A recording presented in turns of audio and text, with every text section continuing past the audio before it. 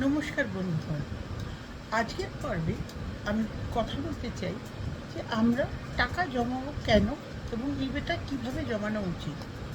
আমি এরকম অনেক লোক দেখেছি যারা জীবনে যা রোজগার করে সবই খরচা করে দেয়।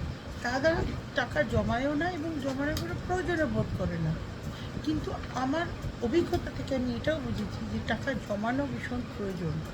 প্রত্যেক মানুষের জীবন আলাদা, তার খরচা আলাদা, তার প্রয়োজন আলাদা, কিন্তু কিছু এমন খরচা থাকে যেগুলো সবার জীবনেই আসবে।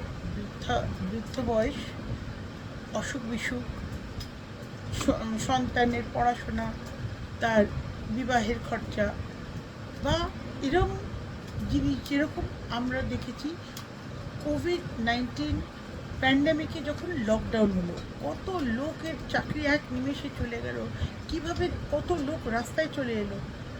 ফলত আমাদের আর এই বলার জায়গা নেই যে টাকা জমানোর কোনো দরকার নেই। টাকা জমানোর একটা পদ্ধতি আছে, কিন্তু সেই পদ্ধতিটা বোঝার এবং শেখার আগে যেটা প্রয়োজন হচ্ছে এটা জানা এবং বোঝা যে কেন আমাদের টাকা জমানো দরকার। আমরা এই হাওয়ায় ভাসতে পারি না যে যা রোজগার করছি সেটা খরচা করে দিই, পরবর্তীকালে দেখা যাবে। দেখা যাবার জন্যেও টাকার দরকার।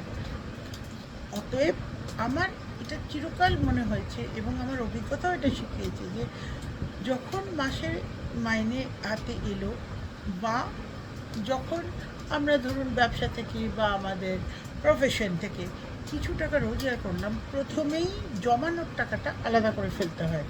সব খরচা করে কিন্তু কোনো মাসেই আপনার হাতে জমানোর জন্য কোনো টাকা থাকে না। আমার পরবর্তী অধ্যায় আমি এটা বোঝানোর চেষ্টা করব যে মানুষের খরচা কীভাবে আলাদা আলাদা করতে হয় এবং সেখান থেকে টাকা কীভাবে জমাতে হয়। আশা করি সেটা আপনাদের সাহায্যে আসবে। ধন্যবাদ।